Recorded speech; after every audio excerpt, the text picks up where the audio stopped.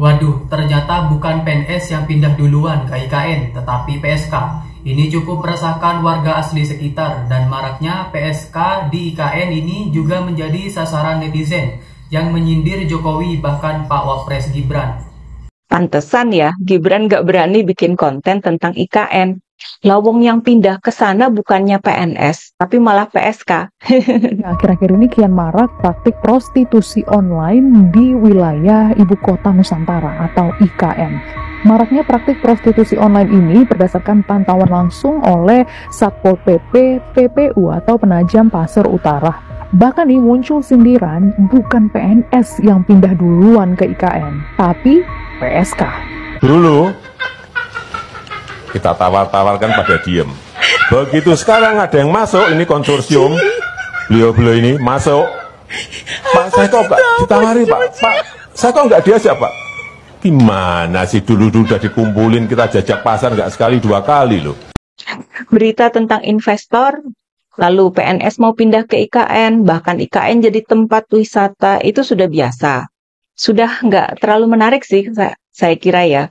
Misalnya soal rencana pemindahan belasan ribu PNS ke IKN itu sudah sejak kapan tahun ya?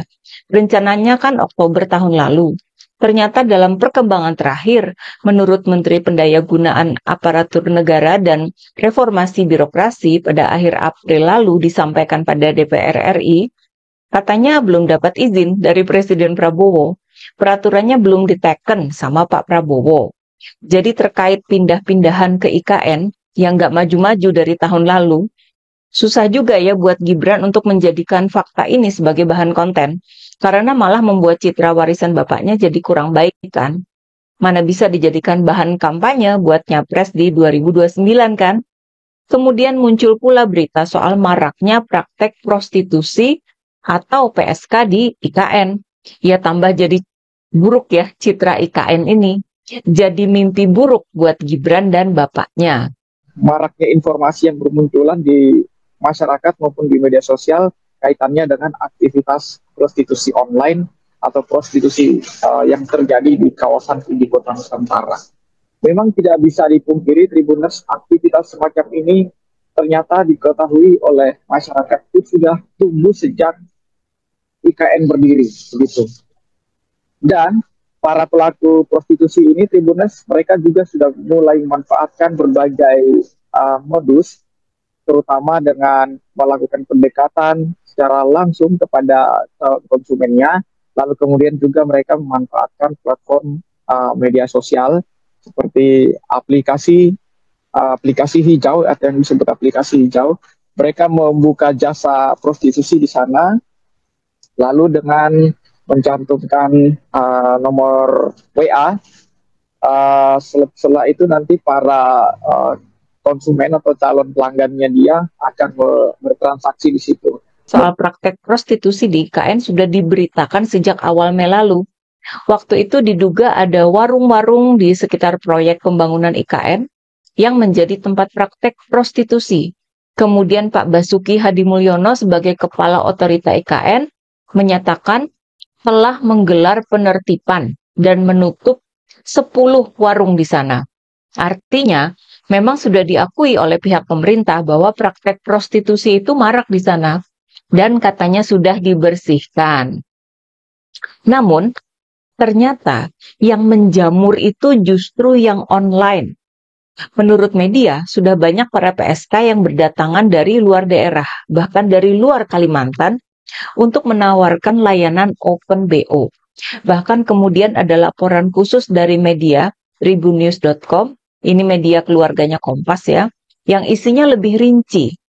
Pendekatan investigatif juga dengan para pelaku atau para pelaku prostitusi ini secara langsung mereka itu telah menyebar ternyata. Mereka menyebar tidak hanya melalui aplikasi tetapi juga di tempat-tempat tongkrongan seperti kafe-kafe, bahkan ada kafe yang posisinya itu ada di sekitar KIPP, ya, dan juga ada di sekitaran Kecamatan Sepaku. Jadi mereka di sana cenderung menyendiri, begitu, lalu kemudian seolah memancing untuk melakukan uh, interaksi dengan calon pelanggannya ataukah dengan yang lain, atau juga mereka memanfaatkan modus-modus yang lain seperti menanyakan lowongan pekerjaan, lalu kemudian menanyakan hal-hal yang lebih mengarah ke sana, Ibu Nas. Pertanyaan kita, kenapa sampai sekarang dia belum pernah bikin konten YouTube yang monolog itu tentang IKN? Padahal kan IKN merupakan proyek kebanggaan dan warisan dari bapaknya. Yang mestinya sebagai anak Jokowi, Gibran ini berusaha untuk memperjuangkan IKN itu. Masuk akal kan?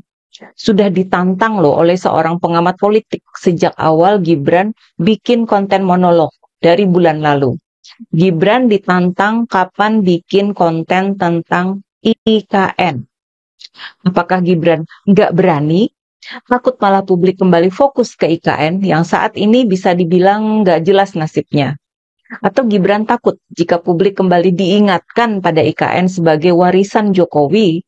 Karena update berita di media saat ini bukannya soal pindahnya PNS ke IKN, namun yang marak jadi berita adalah makin banyaknya PSK atau praktek prostitusi di IKN. Ini yang memberitakan dari media Tempo loh ya. Ternyata praktek prostitusi semacam ini memang banyak dan gampang ditemukan lewat aplikasi chat ya. Salah satu kelompok calon konsumen mereka adalah para pekerja di proyek pembangunan IKN yang jauh dari rumah dan keluarga. Marak prostitusi di IKN, banyak tamu dan tidak pelit. Polisi Pamung Praja Satpol PP Kabupaten Penajam Pasar Utara intensif memantau aktivitas prostitusi daring di sekitar wilayah Ibu Kota Nusantara atau IKN, Kalimantan Timur. Petugas menerima laporan dari masyarakat dan pemerintah desa mengenai maraknya praktek prostitusi di sekitar wilayah IKN. Menurut Begenda, para pelaku prostitusi online biasanya menginap selama beberapa hari di hotel atau penginapan sekitar IKN. Mereka kemudian menggunakan aplikasi digital untuk menawarkan jasa kepada pelanggan. Meski IKN telah memiliki otoritas tersendiri, penegakan peraturan daerah atau Perda di wilayah ini masih menjadi kewenangan pemerintah Kabupaten Penajam Pasar Utara, termasuk dalam hal pengawasan praktek prostitusi. Namun, Bagenda mengakui bahwa meski penertiban telah dilakukan, para pelaku kerap kembali dengan modus serupa, menyewa kamar hotel dan mencari pelanggan melalui aplikasi. Dikutip Antara, pelaku prostitusi umumnya berasal dari luar daerah seperti Jawa, Makassar, Balikpapan, dan wilayah lain. Mereka menawarkan jasa melalui media sosial dan aplikasi pesan singkat lengkap dengan foto dan tarif. Tarif layanan bervariasi sekitar 400.000 hingga 600.000 tergantung situasi dan pelanggan. Beberapa pelaku bekerja secara mandiri. Praktik ini menimbulkan keresahan masyarakat setempat, oleh karena itu diperlukan kolaborasi kuat antar instansi dalam upaya penertiban. Karena masalah ini berpotensi menimbulkan dampak sosial yang lebih besar. Kepolisian daerah Kalimantan Timur dikabarkan mulai melakukan penyelidikan berdasarkan informasi yang beredar di media sosial. Langkah antisipasi.